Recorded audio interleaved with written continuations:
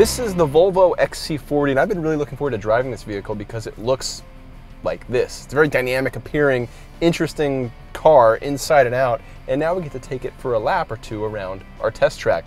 First thing I'm gonna do is put it in drive, and we're in neutral.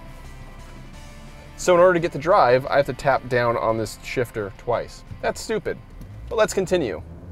We've got turbocharged 4-cylinder under the hood, making about 250 horsepower. It's a pretty quiet engine, and that's nice, but it is moving at the speed nicely. We've just hit 60 miles an hour. If you were to really hit the gas pedal hard and muster everything you've got to get the best acceleration possible, like maybe on a freeway on-ramp, this thing will do 60 in about 6.5, a little bit higher than that seconds, under 7 seconds, let's say. I can tell you that I feel like I'm sitting very upright, and that's giving me a great outward view. This windshield feels very tall, the hood feels short, and I feel like I can see a lot, and that's important when it comes to SUVs. That's why a lot of people feel more secure in these things, is because of that tall view. Powertrain feels very smooth in terms of acceleration and shifting. I'm not perceiving a great deal of shifts, except for that downshift right there, but as it upshifts, it's very quiet and seamless would probably be a good way to describe it. Steering wheel is very light, a little bit too light for my taste, but it is getting this thing around this track with no problems. We get to see how the stability control and all that stuff feels if you were to drive this car down an actual mountain road. And I gotta say, it's pretty solid.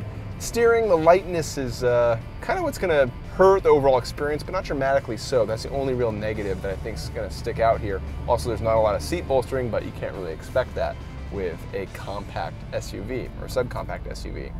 More so, we can enjoy the interior appointments, which look really nice, given that the price of this thing's probably gonna be in the $40,000 to $45,000 range.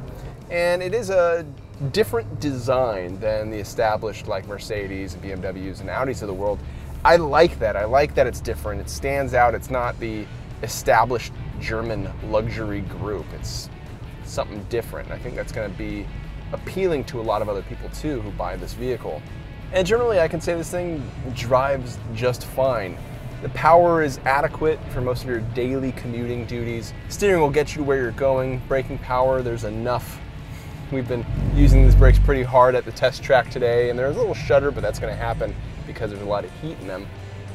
But generally, the first impressions of this vehicle are pretty nice. I'm looking forward to exploring the interior, the entertainment system, the gauge cluster, which is all digital and looks very good, how the interior utility works. But at first blush, if you were to take this on a test drive, I feel like you'd be pretty impressed.